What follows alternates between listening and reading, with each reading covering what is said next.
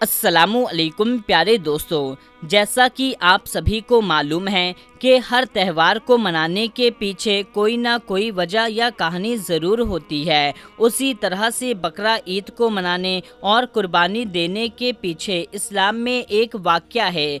याद रहे, अल्लाह ताला अपने महबूब बंदों से यानी कि नबी और पैगंबरों से मोहब्बत किया करता है और वक्त वक्त पर इम्तिहान भी लेते रहते हैं। इसी तरह से एक बार हज़रत इब्राहिम अलैहिस्सलाम का इम्तिहान लिया गया। हजारों साल पहले की बात है। एक दिन हज़रत इब्राहिम अलैहिस्सलाम अपने घर में आराम फरमा रहे थे कि उनकी आंख लग गई, यानी कि आप पर नींद गालिब हो गई। तभी आप अलैहिस्सलाम ने ख्वाब में देखा कि अल्लाह तबारक व तआला आपसे फरमा रहा है कि ए इब्राहिम, अपनी सबसे प्यारी और अजीज़ चीज़ को मेरी राह में कुर्बान करो। प्यारे दोस्तों, याद रहे, नबियों और पैगंबरों का ख्वाब कभी झूठा नहीं हो सकता। इसलिए इब्राहिम अलैहिस्सलाम ने ये ख्वाब सच जाना और अपनी अजीज़ चीज़ को अल्लाह की राह में कुर्बान करने को तैयार हो गए। उस वक्त हज़रत इब्राहिम अलैहिस्सलाम के पास में काफ़ी तादाद में ऊँट हुआ करते थे। सुबह होते ही आपने उन ऊँटों में से 100 ऊँट की कुर्बानी दे दी, यानी कि 100 ऊँट को अल्लाह की राह में कुर्बान कर दिया। मगर फिर जैसे ही दूसरी बार आँख लगी तो फिर अल्लाह ताला की तरफ से आवाज़ आई, ए इब्राहिम, आप अपनी सबसे प्यारी और अजीज़ चीज़ को मेरी राह में कुर्बान करो। फिर हज़रत इब्राहिम अलैहिस्सलाम ने दूसरे दिन 200 ऊँटों की कुर्बानी दे दी, यानी कि 200 ऊँट को अल्लाह की राह में कुर्बान कर दिया। फिर तीसरी रात आँख लग गई। फिर अल्लाह ताला की तरफ से वही आवाज़ आई, ए इब्राहिम, आप अपनी सबसे प्यारी और अजीज़ चीज़ को मेरी राह में कुर्बान करो। ये सुनकर के आप अलैहिस्सलाम सोचने लगें कि मेरे लिए सबसे अजीज़ और सबसे प्यारी चीज़ तो मेरा बेटा इस्माइल है। आप सोचने लगें, कहीं अल्लाह ताला ये तो नहीं देखना चाहता कि मैं सबसे ज़्यादा प्यार अपने फ़र्जंद यानी अपने बेटे इस्माइल को करता हूँ या अपने खालिकी हकीकी से करता हूँ। प्यारे दोस्तों, हम आपको बता दें कि हज़रत इब्राहिम अलैहिस्सलाम और हज़रत हाजरा का एक ही बेटा था और वो भी काफ़ी दुआ और मन्नत करने के बाद अल्लाह तबारक व तआला ने आपको बुढ़ापे की उम्र में अता किया था। इसलिए हज़रत इब्राहिम अलैहिस्सलाम और हज़रत हाजरा अलैहिस्सलाम अपने बेटे से बहुत प्यार किया करते थे। जैसे कि आप अलैहिस्सलाम ने अल्लाह का ये हुक्म सुना तो आपने इरादा कर लिया कि वो अपने सबसे अजीज़ और अपने प्यारे बेटे इस्माइल को अल्लाह की राह में कुर्बान कर देंगे। फिर दूसरे दिन हज़रत इब्राहिम अलैहिस्सलाम ने अपनी बीवी हज़रत हाजरा से कहा कि ए हाजरा, अपने बेटे को गुस्ल कराओ, नए नए कपड़े पहनाओ और खुशबू लगा करके बिल्कुल दुल्हे की तरह तैयार कर दो। आज हम अपने बेटे को एक दोस्त की दावत पर ले जा रहे हैं। ये सुनकर के आपकी बीवी हाजरा बहुत खुश हुई और अपने बेटे इस्माइल को तैयार कर दिया। फिर जब हज़रत इब्राहिम अलैहिस्सलाम अपने प्यारे बेटे इस्माइल को लेकर के फ़िलिस्तीन से मक्का की तरफ रवाना होने लगें, तभी आपके घर में एक शैतान दाखिल हुआ और वो आपकी बीवी हज़रत हाजरा से कहने लगा, ए हाजरा, क्या तुम्हें पता है कि तुम्हारे बेटे को कहाँ ले जा रहे हैं और तुम्हारे बेटे को तुम्हारे शौहर किसी दोस्त की दावत पर नहीं ले जा रहे हैं, बल्कि तुम्हारे प्यारे बेटे इस्माइल को कुर्बानी करने के लिए ले जा रहे हैं, यानी कि मारने के लिए ले जा रहे हैं। ये सुनकर के हज़रत हाजरा ने कहा, मैं अपने इब्राहिम को अच्छी तरह से जानती हूँ, भला एक बाप अपने बेटे को क्यों मारेगा।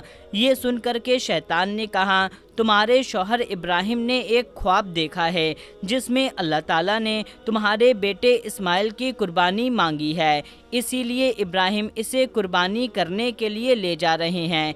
ये सुनकर के आपकी बीवी हाजरा फ़ख्र से कहने लगी, ए शैतान, तुम पर लानत हो, اگر میرا بیٹا اللہ کی راہ میں قربانی کے لیے جا رہا ہے تو میرے لیے اس سے بڑی خوشی کی کیا بات ہوگی۔ میرا بیٹا ایک ہے، اگر میرے پاس 1000 اسماعیل ہوتے تو میں 1000 بیٹے کو اللہ کی راہ میں قربان ہونے کے لیے بھیج دیتی۔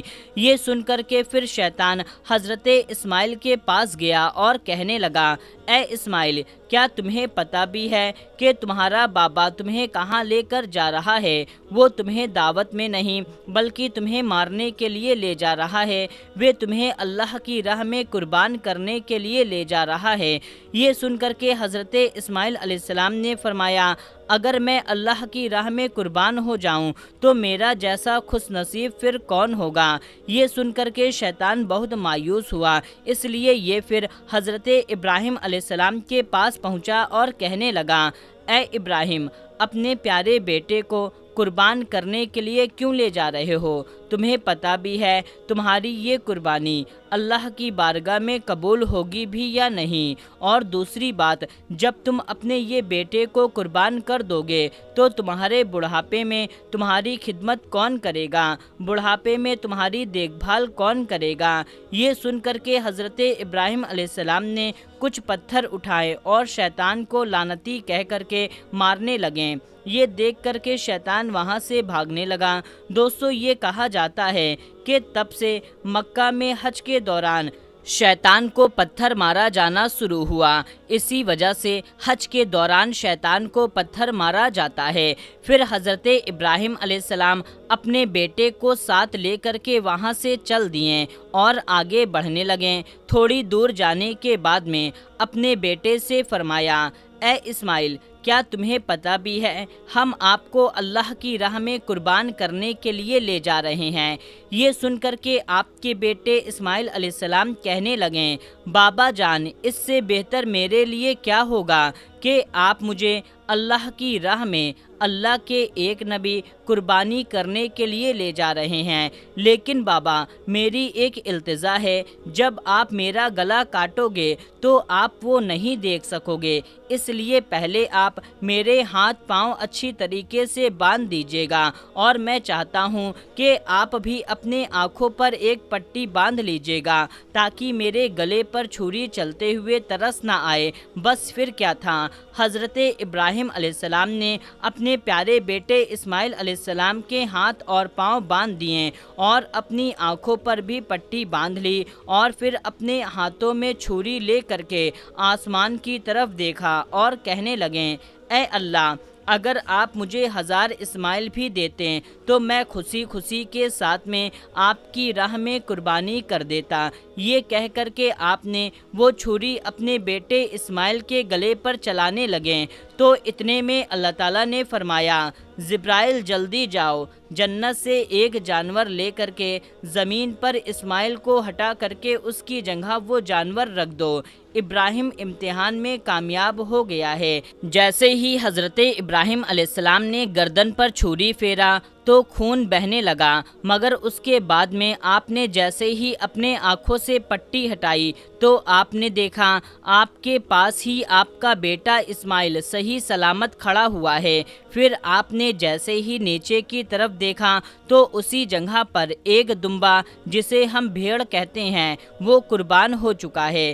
یہ دیکھ کر کے حضرت ابراہیم علیہ السلام اللہ کا شکر ادا کیا۔ اتنے میں گیپ سے آواز آئی، اے ابراہیم، تمہارا یہ امتحان قیامت تک یاد رکھا جائے گا۔ تمہاری سنت کو ایمان والے لوگ ہر سال یاد رکھیں گے اور ہر سال اللہ کی راہ میں قربانی پیش کریں گے۔ میرے پیارے دوستو، تبھی سے بقرہ عید پر قربانی کا یہ سلسلہ شروع ہو گیا اور عید کے 2 مہینے اور 10 دن کے بعد منایا جانے لگا، جو ہمارے دیش اور پاکستان اور بنگلہ دیش جیسے دیشوں میں 3 دن تک یہ تہوار منایا جاتا ہے، جبکہ گلف دیشوں میں 7 دنوں تک یہ تہوار منایا جاتا ہے، جس میں دمبا، بکرا اور حلال جانوروں کی قربانی دی جاتی ہے۔